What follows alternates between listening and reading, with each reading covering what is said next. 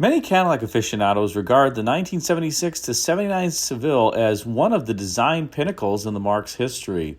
And certainly the 76 to 79 Seville had a tasteful and understated elegance to the overall design, very different from Cadillacs, let's say, of 1959, 1960, well, even through the early 60s until 1965, when Cadillac would significantly tone down its styling in response to the 1961 Lincoln Continental. And the 1976 to 79 Seville was highly successful during its production run, so much so that General Motors styling kind of tended to use its roofline on almost every vehicle that it produced for a number of years thereafter, really until the 1986 Taurus and Sable were introduced by Ford. The Seville also influenced General Motors in another way, and that one perhaps not as advantageous, at least to consumers, as the first way, and that is that GM perhaps was convinced that it really could turn a sow's ear into a silk purse because of the success of the Seville, which was really based upon a stretched Nova chassis.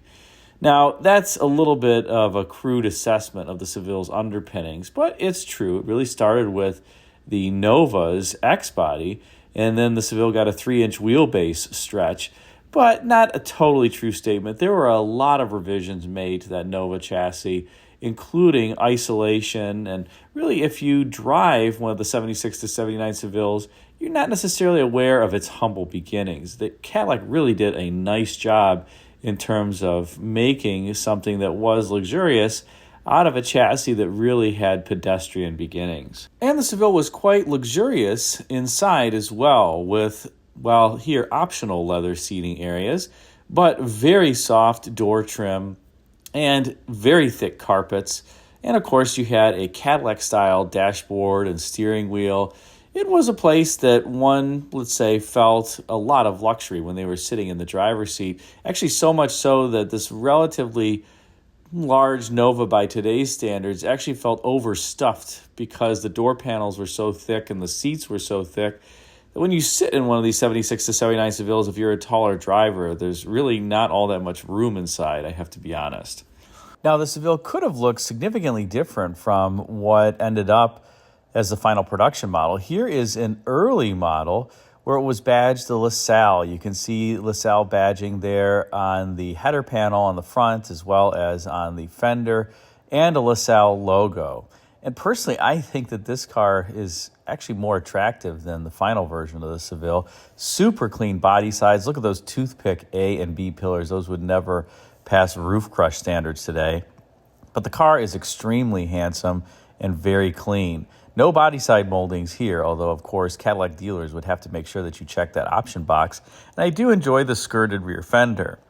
But despite this handsome prototype and some other different designs, including this handsome rendering by artist John Gable that really foreshadowed a car many years after the 1976 Seville, I at least think this has a lot of shades of the 1992 Seville incorporated into it, except for those dual scalloped hoods and some of the front end. But the overall roofline and proportion of the car looks similar to that 1992 Seville. In any event, the final car that emerged was indeed quite handsome and tasteful, but perhaps not as luxurious as some people had hoped. As a result, we are going to spotlight a very special 1978 to 79 Seville, and the focus of today's episode is not going to be on the standard 76 to 79 Sevilles, but if you wanted something even more luxurious, what could you do? I mean, because you were already paying about the equivalent of $65,000, $70,000 of base price to buy your Seville. What if you wanted something even more expensive, something that was going to cost around $100,000 equivalent in today's money, which would have been roughly about $20,000 back in 1978 and 79? Well, that is that you would buy a Gucci Seville. Yes, I said a Gucci Seville. Let's talk a little bit more about it now. And here you have it, the Gucci Seville for 1978 and 1979. Now, this was not a factory-optioned vehicle or factory-equipped vehicle. There's a company called International Automotive Design, I believe, out of Miami, Florida, that would take standard Cadillac Sevilles and convert them into this gaudy, well, we'll just call it a masterpiece for now. And in order to do so, you had to pay the equivalent of about $100,000 to get your Gucci Seville. The base price, if you wanted one of these in 1978, was just under $20,000 in 1978 dollars, and in 1979 it was $22,000. And that $22,000 in 1979 is about the equivalent of $105,000 today to get, well, a tarted up 78 or 79 Seville with some various Gucci trimmings. Let's talk a little bit more about those now. Now, the first thing that you got with your Gucci Seville was, of course, accompanying luggage. And here you can see this is the actual set of luggage that you would get with your Gucci Seville. It was a 5-piece set that was specifically designed to fit within the Seville's trunk, which actually is not that big. You notice that the rear quarter panels here don't have a lot of vertical height to them. As a consequence, when you factor in the spare tire, which, by the way, was a space saver spare on these vehicles, the trunk room is about 14 cubic feet, really not that large. It's about the same as a typical sedan today. But you got some specially designed Gucci luggage in order to fit in that trunk. Now, you can also see on this particular vehicle some of the other things that you got when you ordered your Gucci Seville that dressed up the exterior, including Gucci-specific wire wheel covers that had a G there in the center, I guess I should say the Gucci logo.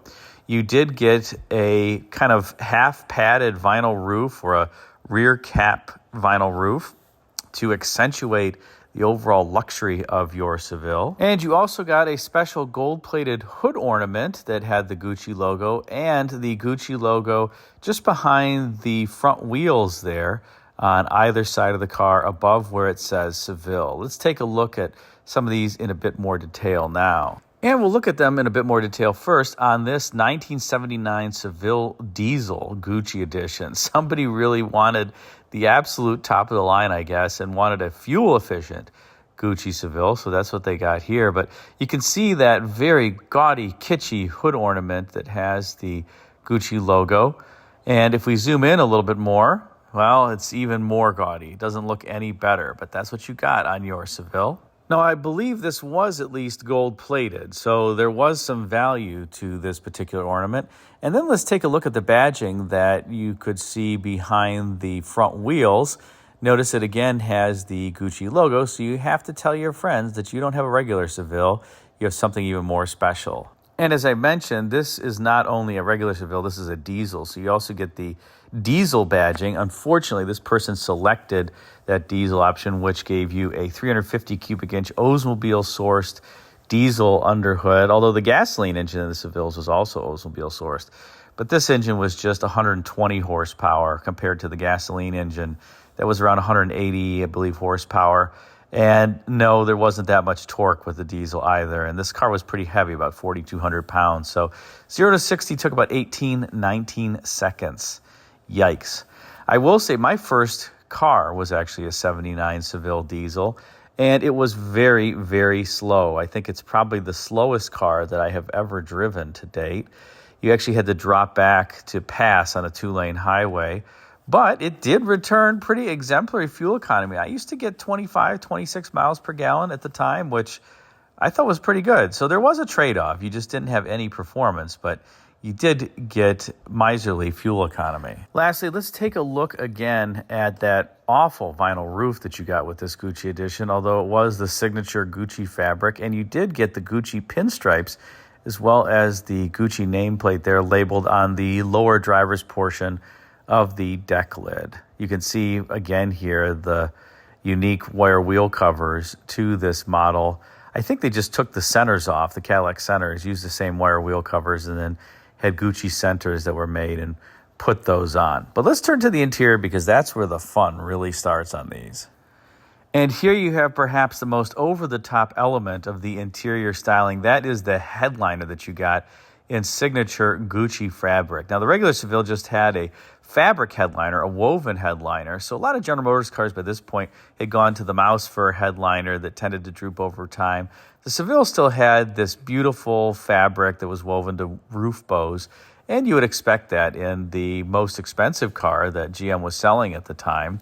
aside from limousines. But notice that headliner fabric has the Gucci print, the C-pillar with the reading light. The reading light was standard in the 78 to 79 Sevilles, but you also got the Gucci fabric there.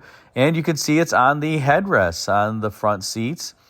And if you look at the B-pillar, you'll also notice the Gucci emblem is tacked on there to the B-pillar just above the seatbelt. So what better way to convey luxury than a tacked-on emblem to your B-pillar right above where the seatbelt is dispensed?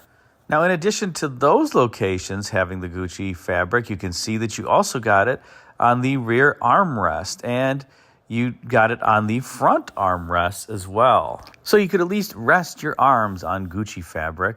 And there was a slight revision to the steering wheel. This is a 79 Gucci edition. Steering wheel is that two-spoke design that kind of droops down. The 78 design was a little different. This also has the faux burl wood applique on the dash. That was standard in your Seville. But you got a little nameplate that said Gucci, where the aftermarket upfitter would take out the Cadillac logo on the wheel and then put that gold-plated Gucci logo in the middle of the wheel, as you see here. Because nothing says Gucci and high-end fashion than a stick-on badge to your steering wheel. Here's one more shot of the interior of that 79 Gucci edition diesel Cadillac. And you can see that faux wood grain that's on the door panels there, similar to the instrument panel, that burl walnut, fake burl walnut. Well, this was, well, top-of-the-line luxury. At least got you some good faux wood, I suppose. But that's really what you got when you ordered this $100,000 Gucci Seville. And I don't know that I would have paid that for it. And perhaps that's probably one of the reasons why only a couple hundred, I believe, were sold each year. Just imagine spending $100,000 for this. There's not that many buyers that could afford that. This was in the day and age that if you financed the car, it was typically over 3 or 4 years. It wasn't over 7 or 8 years like they do today. So your monthly payments were very, very steep if you were financing it. And I suspect some of the Gucci Seville owners were actually paying cash. But nonetheless, there you have it, the Gucci edition Seville for 1978 to 1979. Now, unfortunately, there was no Gucci Seville for the 1980 Bustleback Seville. I suppose perhaps the sales figures of this version weren't great enough to justify executing it on that next generation Seville, and the Gucci Seville would just fade into the woodwork. And I don't think Cadillac has really had a designer edition car after this, aside from, well, some elements if you want to count the Elante being a Pininfarina car. But other automakers like Chrysler on their 81 to 83 Imperial had the Mark Cross leather interior, and Lincoln, of course, had various fancy trim editions on their Lincolns over time. Cartier, Bill Blass, Givenchy, Pucci. But this was the one case where Cadillac had something that was a little different than what it normally did, and it was executed again by an aftermarket upfitter. What do you think of it? Would you have procured a Gucci Seville? Is it gaudy? Is it tasteful? Put a comment in the comment section. And if you like this video, please hit the super thanks button as well. Until next time, thanks for watching.